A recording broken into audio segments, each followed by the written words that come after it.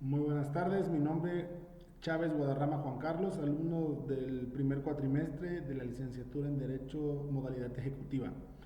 Este video es para poder dar mis impresiones o los aspectos, mejor dicho, sobre la etapa de investigación. En este momento lo voy a desarrollar de esta manera. Inicia en el momento en el que se presenta una querella o una denuncia por parte de la víctima u ofendido. En ese momento inicia, el Ministerio Público recibe esta denuncia o querella y se inicia o se abre la carpeta de investigación. Ahí el Ministerio Público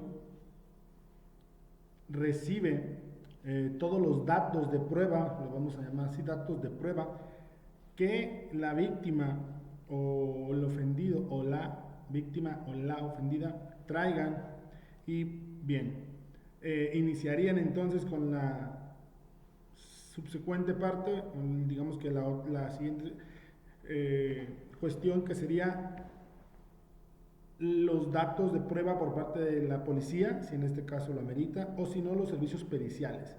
Ya los datos de prueba o las pruebas que se tengan van a pasar a un juez de control. Si en este caso el imputado o la imputada, también con su defensa, porque tienen derecho a un defensor público, piden ver la carpeta de investigación, esta está abierta. La pueden revisar y ver cuáles son los datos que en ella contiene, los datos de prueba y también así como la imputación, o sea, de lo que se les está acusando. En ese momento entonces pudiera haber un procedimiento abreviado, un pequeño acuerdo, obviamente siempre recalcando en la reparación del daño, para que cuando se presente la carpeta de investigación al juez de control también se le pueda informar al juez de control que ya hay como un previo acuerdo. De no ser así, entonces el juez revisará la carpeta y resolverá si hay datos concluyentes para hacer la imputación.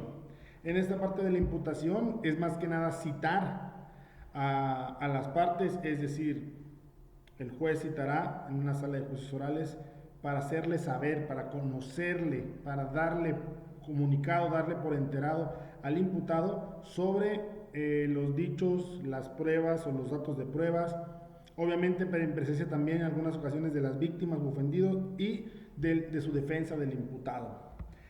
Siempre con el debido proceso, que eso será garante de que se lleve así el juez de control, y también así subrayando que se tiene el principio de presunta inocencia. Si no hay entonces un procedimiento abreviado o un pequeño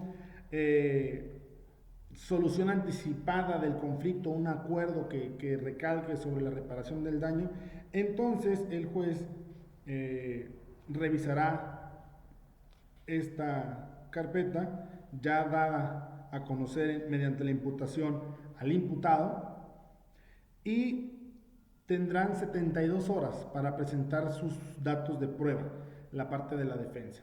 Ahí se le leen sus derechos, un poquito anterior a esto, a que ellos respondan, se le leen sus derechos al imputado, se le pregunta si quieren declarar o no, y bueno, ellos tendrán estas 72 horas. Puede haber una extensión del doble de tiempo, es decir, otras 72 horas más, para que ellos también presenten un argumento más sólido, es decir, también sus datos de prueba sean más sólidos.